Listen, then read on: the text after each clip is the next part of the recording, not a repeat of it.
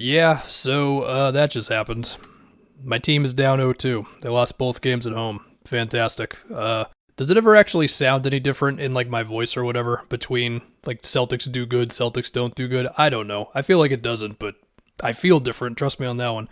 All right, so the Celtics fell apart down the stretch, right? That's the biggest thing. I mean, throughout the game, there was success with the Tatum pick and roll, and they were bringing two on the ball on Tatum and all that. We can get to some of that stuff, but fourth quarter, there was especially a stretch before we talk about Jimmy and his stuff where the Heat defense just made the Celtics offense just a total mess. And yeah, they did have the zone out there for a good amount of it in the fourth. And okay, I'm trying to grab the exact moment. There was a play where like they tried to run a Tatum Marcus Smart action on the left wing, and I think the Heat were doing a good job of denying the action or something to where it just didn't really ever hit. And eventually it leads to Grant Williams trying to score on Bam underneath the basket because the middle of the floor was open, so he moved right to there. Like that middle of the floor was open consistently with the Heat zone, but if it's Grant Williams trying to score on Bam in a 1v1, like you'll take that if you're the Heat. Then they had another play where the Heat were basically just completely ignoring Marcus Smart. Marcus misses that one. Okay. Then Horford commits an offensive foul on the rebound. Okay. Just play with my emotions this hard, why don't you? Then we had that one where Jimmy had an amazing rotation to take the charge on Tatum, but before that, it was just kind of like an all-encompassing play of why the Heat defense is so good. So Jalen was attacking, maybe it was off of a made free throw, whatever. He had some steam going basically to the basket.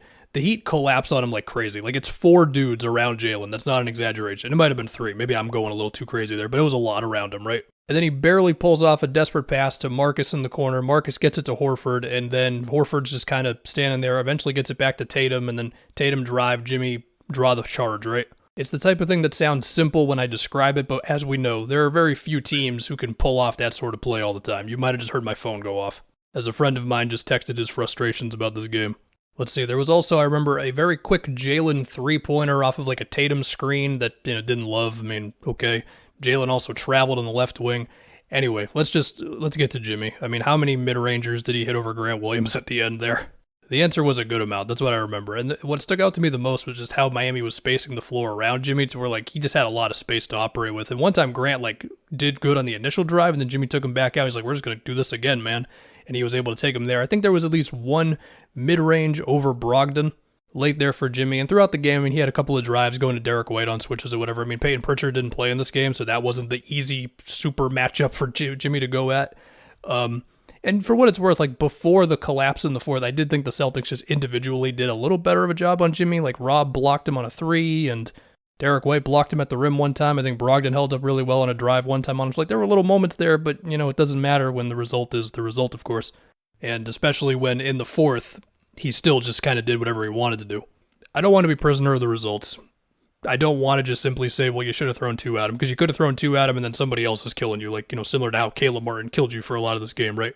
And similar to game one, where they would bring two on Jimmy sometimes, and then it's like Caleb Martin open for a three or other baskets that I don't remember. So it's easier said than done. At the same time, man, it's annoying watching Jimmy Butler just comfortably working ISOs in the fourth quarter.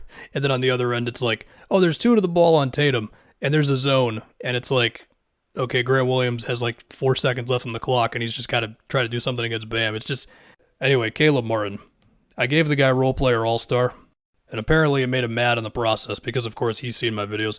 I mean, the dude just had like basically the perfect game when it comes to guys who are catch and shoot dudes or attack off the catch dudes.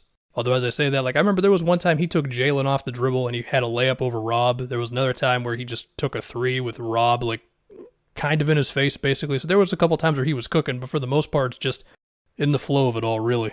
What else we had from the Heat? I mean, we had Bam in single coverage making mid-range jumpers. I remember like a deep two-pointer over Horford in kind of an important spot. I remember him taking Rob off the dribble and getting a layup on him.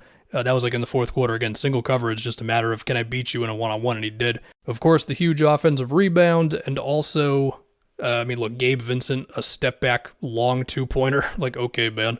A couple of Duncan Robinson threes around a Bam screen with Rob or Horford in a drop. And, I mean, that's the type that's just really frustrating to watch because it's like, I get it. You don't want to bring the big up super high because then it could be Bam rolling to the basket, which can lead to, him getting something or whatever, right? I get it.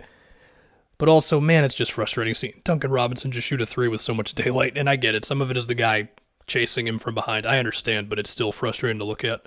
I remember there was also a play with the Tatum pick and roll stuff which like we can say, all right, like there was a good amount of success in this game. Like early on, I remember Derek White had a top of the key three when they brought 2 on Tatum off of a screen. Rob had that 3-point play going at Bam, on the dribble, like in the middle of the floor. Again, 2 to the ball, cool stuff. Grant had a cut from the corner, again, 2 to the ball on Tatum. I could be getting that one wrong, but I do remember a Grant cut from the corner, like that was hype. But then there were also plays where like, they're doubling Tatum on the screen. He makes a really good skip pass to Grant Williams in the corner, then Grant misses the 3, and it's like, that was pretty much the gamble that Miami was willing to take on a few plays, which is like, we're just not going to allow Jason Tatum to be comfortable pretty much. Like, I know he had that one where he drew the foul on the 3, but yeah. For what it's worth, I thought Tatum played well in the game overall. I mean, however many assists he ended up with, there were a few more plays where he didn't get the assist, but he made the pass that led to the assist off of like the doubles on the ball on him. Or it's, I don't know, step back threes. Didn't he have one like over Bam that was pretty hype? Or, rejecting like a double screen thing to get something at the rim, or he got Gabe Vincent on a switch one time. Like, Tatum did his thing in this game, but the offense just died out. And, I mean, obviously he's part of that. But also, to talk about Missoula. So, I just looked at it on ESPN because they have, like, the tracker thing. So, it was 7.5 minutes left in the fourth quarter. Al Horford entered the game for Time Lord. And then Time Lord did not come back in until 50 seconds left.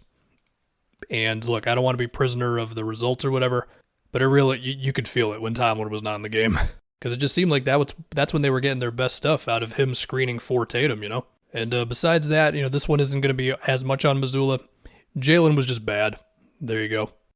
And yeah, down 0-2 going to Miami. Hooray.